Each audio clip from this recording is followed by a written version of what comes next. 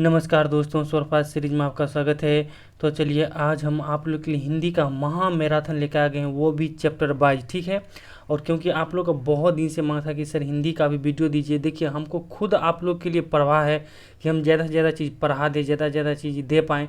मगर क्या कहें, हमको भी समय की पाबंदी है, हम भी आप लोग के ही बीच के हैं, हम भी पढ़ाई करते हैं, तो थोड़ा ये दिक्कत हो जाता है। क्या कि बहुत मेहनत करना पड़ता है और आप लोग के लिए नहीं कि कहीं से लिए बुक से सीधा एक लाइन से लिए छाप के दे दिए, सेलेक्टेड क्वेश्चन लेना पड़ता है। ये अब मान लीजिए आप हम पे जो आश्रित हैं, आप चाहेंगे ना कि सर ज़्यादा से ज़्यादा दे, वैसे तो आपके पास किताब है बतेरो, आप किसी भी किताब से पढ़ सकते हैं, जीके जीएस हो, हिंदी हो या पेडागोजी हो, कहीं से भी पढ़ सकते हैं। मगर कोई भी स्टूडेंट टीचर से अपेक्षा क्या करता है कि वो सेलेक्टेड कंटेंट जो है हमें दे। तो आप लोग के लिए हम सेलेक्टेड क्वेश्चन जो है लेकर आ गए हैं, और आप लोग इस वीडियो को पूरा वॉच कीजिए और देखिए कि इसमें कितना सिलेक्टेड क्वेश्चन हम लेकर आ गए हैं, और वो भी कौन सा चैप्टर है। आप लोग जैसे सीधे हिंदी लेते हैं, सीधा समास, संधि, वर्ण ये सब पढ़ने लगते हैं, मगर जो हिंदी का परिचय है, उसके परिचय और भाषा का जो परिचय है, वहाँ से जितना 2-3 क्वेश्चन आता है, 15 क्वेश्चन में बिहार बीएड में 2-3 क्वेश्चन पूछता है, वो लोग आप तैयार ही नहीं कर पाते हैं। वो बेसिक चीज़ आप लोग नहीं पढ़ पाते हैं, और आप लोग से क्या होता है कि एग्जाम में वो छूट जाता है।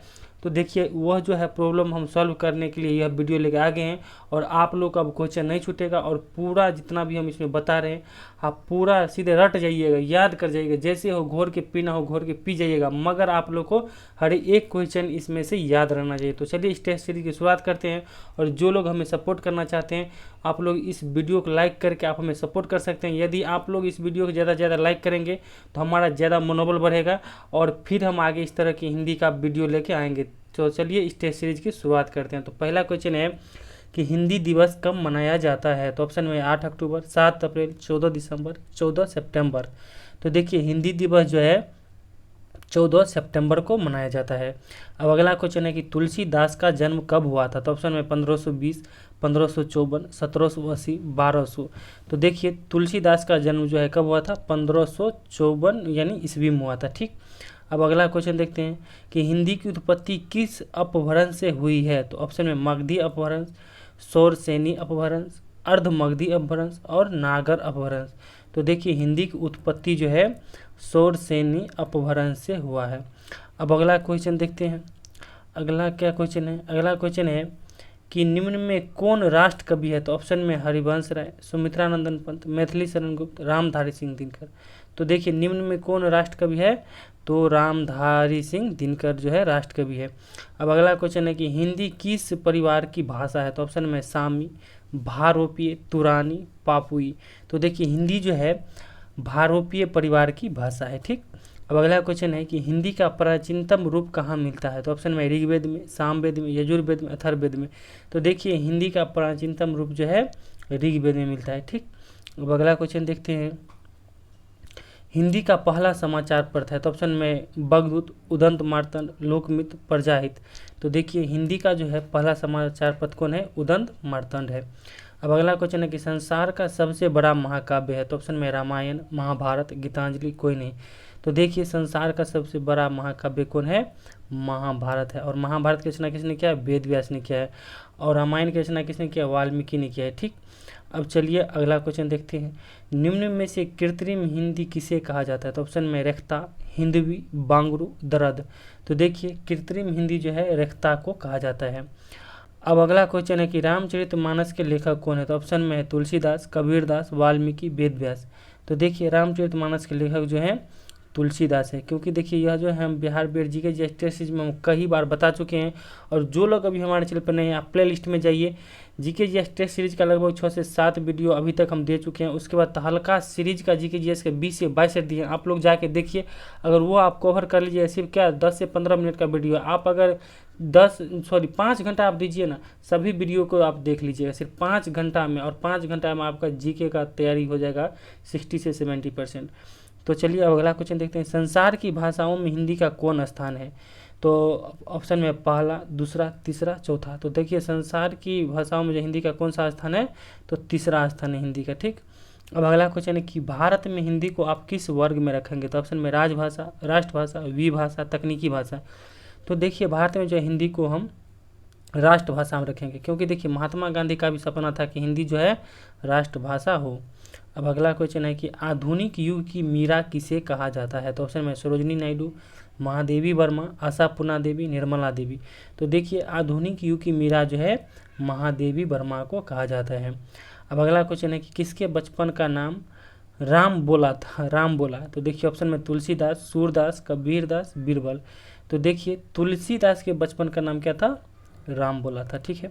अब अगला क्वेश्चन है कि हिंदी साहित्य में किस कवि को कवियों का कवि कहा गया है? तो ऑप्शन में अघे जी, भवानी प्रसाद, हरिवंश राय और रमेश बहादुर सिंह। यहाँ ना हरिवंश राय बच्चन होगा। तो देखिए हिंदी साहित्य में जो है किस कवि को कवियों का कवि कहा गया है? तो हरिवंश राय बच्चन को, यानी हरिवंश राय को कहा गया है। अब अगला क्वेश्चन देखते हैं। अगला क्वेश्चन कि आधुनिक युग का तुलसी किसे कहा गया है? तो ऑप्शन में सुमित्रा नंदन पंत, मैथिली शरण गुप्त और हरिवंश राय, और इनमें से कोई नहीं। तो देखिए आधुनिक युग का तुलसी जो है मैथिली शरण गुप्त को कहा गया है। अब अगला क्वेश्चन है कि भाषा का संबंध संविधान के किस अनुसूची से है? तो ऑप्शन में 10वीं, 9वीं, 8वीं, 7वीं। तो देखिए भाषा का संबंध जो है संविधान के 8वीं अनुसूची से है। और देखिए इसमें टोटल कितनी भाषाओं का चर्चा है? तो 22 भाषाओं का चर्चा है। ठीक। अब देखिए हमारे संविधान में कितनी भाषाओं का बात कही गई है? तो 22 भाषा की। अब अगला क्वेश्चन है कि हिंदी कौन सी भाषा का शब्द है? तो ऑप्शन में संस्कृत, फारसी, उर्दू, पाली। अब देखिए हम लोग क्या, हम इंडियन हैं यानी भारतीय हैं, तो देखिए हम लोग सीधा क्या करते हैं, इस प्रश्न को अगर पूछता है कि हिंदी कौन सी भाषा का शब्द है, तो सीधे आंख मूंद के मारते संस्कृत। संस्कृत नहीं है, देखिए हिंदी जो है फारसी भाषा का शब्द है। ठीक। अब चलिए अगला क्वेश्चन देखते हैं। अगला क्वेश्चन है कि देव भाषा कौन सी है? तो ऑप्शन में हिंदी, पाली, संस्कृत, खड़ी भाषा। तो देखिए देव भाषा जो है इनमें कौन है? संस्कृत है। ठीक। अब अगला क्वेश्चन है कि रामचरितमानस किस भाषा में लिखी गई है? तो ऑप्शन में संस्कृत, पाली, प्राकृत, मैथिली। तो देखिए रामचरितमानस जिसके लेखक तुलसीदास हैं उसे जो है मैथिली भाषा में लिखा गया है। ठीक। अब अगला क्वेश्चन है कि सबसे पहले भाषा का प्रयोग किस रूप में हुआ? तो ऑप्शन में लिखित, मौखिक, सांकेतिक, कोई नहीं। तो देखिए सबसे पहले जो है भाषा का प्रयोग कैसे हुआ? तो मौखिक हुआ। सॉरी, भाषा का प्रयोग हाँ मौखिक हुआ। ठीक है। अब चलिए देखिए मौखिक यानी भाषा का प्रयोग हम लोग लिखने से पहले तो बोलते ही हैं ना, तो सबसे पहले भाषा का प्रयोग किस रूप में हुआ? तो मौखिक हुआ। ठीक। अब अगला क्वेश्चन है कि भारत की सबसे प्राचीन भाषा कौन है? तो ऑप्शन में हिंदी, संस्कृत, पाली, तेलुगु। तो देखिए भारत की सबसे प्राचीन भाषा कौन है? तो संस्कृत है। ठीक। अब अगला क्वेश्चन देखते हैं। अगला क्वेश्चन है कि भारत में सर्वाधिक बोले जाने वाली भाषा कौन है? तो ऑप्शन में हिंदी, संस्कृत, बंगला, तेलुगु। तो देखिए भारत में सर्वाधिक बोले जाने वाली भाषा कौन है? तो हिंदी है। और दूसरी सर्वाधिक बोली जाने वाली भाषा कौन है? तो बांग्ला है। अब देखिए हमारा मकसद यह था कि यह चैप्टर क्यों लाए, क्योंकि देखिए यहाँ बहुत लोग नहीं देखते, ये बार बार देखिए जो जनरल स्टूडेंट गलती क्या करते हैं कि आप हिंदी का चैप्टर लिए, वर्ण, छंद या अलंकार जो भी है ये पढ़ लिए, या फिर आपको चल जाए समास में समास पढ़ लिए आप, फिर कारक पढ़ लिए। मगर देखिए यह जो चैप्टर है ये जो है ना हिंदी भाषा का परिचय रहता है। देखिए आप कोई गाइड लिए होंगे यूनिक का चाहे अरिहंत का, उसमें दिया होगा, मगर स्टूडेंट क्या करते हैं वहाँ से अध्ययन नहीं करते, इसीलिए उनका जो 2 से 3 प्रश्न छूट जाता है। और हम चाहते हैं कि आप लोग को यहाँ से एक भी क्वेश्चन नहीं छूटे। ठीक है। अब चलिए देखिए अगला क्वेश्चन है कि मौखिक भाषा की आधारभूत इकाई क्या है? तो ऑप्शन में वर्ण, ध्वनि, वाक्य, शब्द। तो देखिए मौखिक भाषा जो हम लोग जो भाषा बोलते हैं, जैसे अभी हम कुछ बोल रहे हैं आपको, तो इसकी आधारभूत इकाई क्या है? तो इसका है शब्द है। ठीक। अब चलिए अगला क्वेश्चन देखते हैं। भाषाई आधार पर सबसे पहले किस राज्य का गठन हुआ? तो ऑप्शन में बिहार, पंजाब, राजस्थान, आंध्र प्रदेश।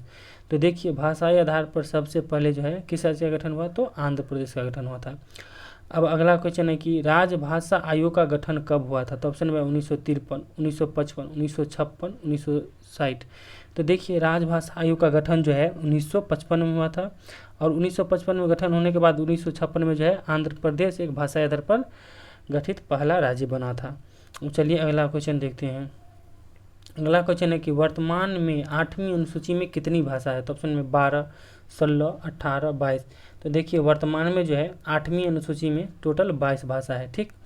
अब अगला क्वेश्चन है कि पंजाबी किस लिपि में लिखा जाता है, यानी पंजाबी भाषा किस लिपि में लिखा जाता है? तो ऑप्शन में देवनागरी, गुरुमुखी, रोमन, फारसी। तो देखिए पंजाबी जो है गुरुमुखी लिपि में लिखा जाता है। ठीक। अब अगला क्वेश्चन है कि कबीर दास की भाषा थी? तो ऑप्शन में खड़ी बोली, सद्दू ककरी कन्नौजी ब्रज। तो देखिए कबीरदास की भाषा क्या थी, तो सद्दू ककरी थी, ठीक है।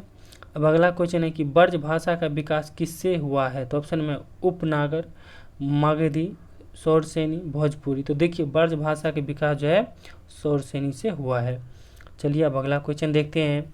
अगला क्वेश्चन है कि लिखित भाषा की आधारभूत इकाई क्या है, तो ऑप्शन में वर्ण, ध्वनि, वाक्य, शब्द। यानी हम लोग जो लिखते हैं उसकी सब आधारभूत इकाई क्या है, तो उसका क्या हो जाएगा, वर्ण होगा, ठीक। अब अगला क्वेश्चन है कि भाषा का प्राचीनतम रूप किस ग्रंथ से मिलता है, तो ऑप्शन में सामवेद, अथर्ववेद, ऋग्वेद, उपनिषद। तो इससे पहले भी ये क्वेश्चन देख चुके हैं कि भाषा का प्राचीनतम रूप जो है ऋग्वेद में मिलता है, ठीक। अब चलिए अगला क्वेश्चन देखते हैं कि भाषा की सबसे बड़ी इकाई क्या है, तो ऑप्शन में वाक्य, ध्वनि, वर्ण, अर्थ। हम लोग जो बोलते हैं इसकी सबसे बड़ी इकाई क्या है, तो इसका आंसर क्या हो जाएगा, वाक्य हो जाएगा। अब अगला क्वेश्चन देखते हैं। अगला क्वेश्चन है कि मगही किस उपभाषा की बोली है, तो ऑप्शन में पूर्वी हिंदी, पश्चिमी हिंदी, राजस्थानी, बिहारी। तो देखिए मगही जो है बिहारी की उपभाषा है, ठीक। अब अगला क्वेश्चन है कि हिंदी का प्रथम बड़ा महाकाव्य है, तो ऑप्शन में पद्मावत, कामयानी, प्रिय प्रवास, कोई नहीं। तो देखिए हिंदी का प्रथम बड़ा महाकाव्य कौन है, पद्मावत है। अब देखिए पद्मावत के लेखक कौन है, मोहम्मद मलिक जायसी है। अब अगला क्वेश्चन है कि पहला विश्व हिंदी सम्मेलन कहाँ हुआ था, तो ऑप्शन में पटना, दिल्ली, नागपुर, असम। तो देखिए पहला विश्व हिंदी सम्मेलन जो हुआ था नागपुर में हुआ था। अब आप लोग यहाँ से ये भी क्वेश्चन आ जाएगा कि पहला विश्व हिंदी सम्मेलन कहाँ हुआ था, तो दे देगा महाराष्ट्र, दे देगा बिहार, दे देगा राजस्थान, दे देगा और मध्य प्रदेश। तो देखिए आप महाराष्ट्र मानिएगा, क्योंकि देखिए नागपुर जो है महाराष्ट्र में स्थित है, इसीलिए आप आंसर महाराष्ट्र मारिएगा। अब अगला क्वेश्चन है कि देव भाषा कौन सी है। देखिए क्वेश्चन दोबारा आ गया है, तो ऑप्शन में हिंदी, पाली, संस्कृत, कोई नहीं। तो देखिए देव भाषा जो है संस्कृत है। अब अगला क्वेश्चन है कि ब्रज भाषा किस लिपि में लिखी जाती है, तो ऑप्शन में गुरुमुखी, फारसी, देवनागरी, कोई नहीं। तो देखिए ब्रज भाषा जो है देवनागरी लिपि में लिखी जाती है। अब अगला क्वेश्चन है कि भाषा लिखने का ढंग है, तो ऑप्शन में व्याकरण, लिपि, वाक्य, शब्द। आप कोई भी भाषा लिखते हैं उसका कोई ना कोई लिपि है, तो भाषा लिखने का ढंग क्या है, लिपि है।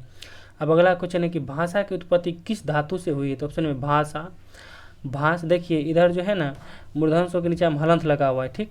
और देखिए भाष्य, भाष। तो इसका आंसर क्या हो जाएगा, आप देखिएगा भाष होगा जो नीचा में हलंत लगा रहेगा, ठीक है। अब अगला क्वेश्चन है कि हिंदी भाषा के बोलियों की मूल संख्या कितनी है, तो ऑप्शन में 22, 25, 15, 18। तो देखिए हिंदी भाषा के बोली की मूल संख्या कितनी है। देखिए आप लोग यहाँ आंख मूंद के क्या आंसर देते 22, क्योंकि हमारे संविधान में 22 भाषाओं का वर्णन है, तो आप लोग आंसर मारते 22, मगर पूरा यहाँ गलत हो जाता है। तो देखिए हिंदी भाषा के बोलियों की मूल संख्या कितनी है, तो 18 है। आप लोग ये गलती नहीं कीजिएगा, हम कन्फ्यूजन सभी लोग को हम दूर कर देते हैं, जहाँ हमें लगता है कि आप लोगों को कन्फ्यूजन होगा हम बोल देते हैं।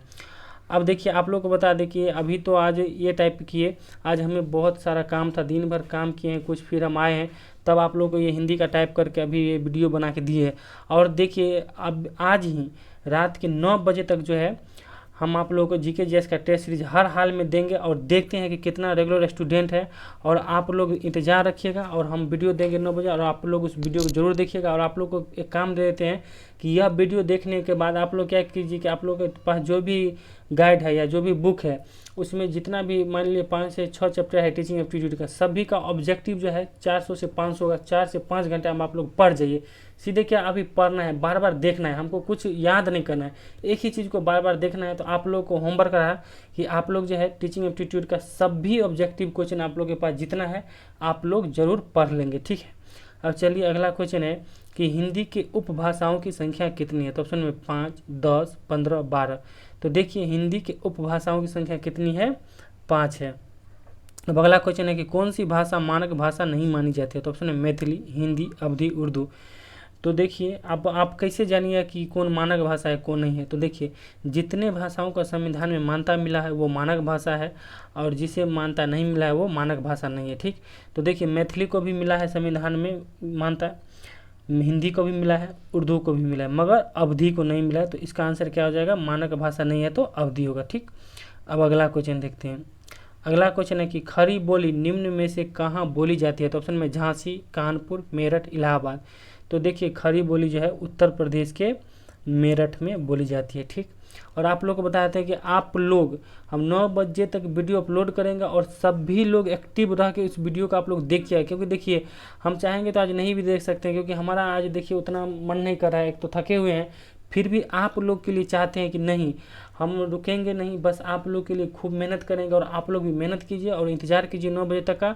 और जो हम होमवर्क दिए हैं, आप टीचिंग एप्टीट्यूड का जो भी आपके पास ऑब्जेक्टिव बुक है, जो भी ऑब्जेक्टिव क्वेश्चन है, आप सभी को पढ़ डालेंगे, ठीक है। बस बार बार पढ़ना है एग्ज़ाम से पहले और नया कुछ नहीं करना है, ठीक। अब अगला क्वेश्चन है कि भारत में सर्वाधिक बोले जाने वाली दूसरी भाषा कौन है? तो ऑप्शन में हिंदी, बांग्ला, तेलुगु, उर्दू। जैसा कि हम ऊपर बता चुके हैं कि भारत में सर्वाधिक बोले जाने वाली भाषा हिंदी है और दूसरी सर्वाधिक बोले जाने वाली भाषा कौन है? तो बांग्ला है। तो चलिए आज के लिए इतना तक। और आप लोग को यह वीडियो कैसा लगा और यह क्या आप लोग को यदि लगा हो कि नहीं सिलेक्टेड क्वेश्चन था, तो ज़रूर आप लोग वीडियो को लाइक कीजिए और हमें फीडबैक ज़रूर दीजिए, ठीक है। चलिए thank you, all the best और अपनी तैयारी में जम के लगे रहिए। Thank you.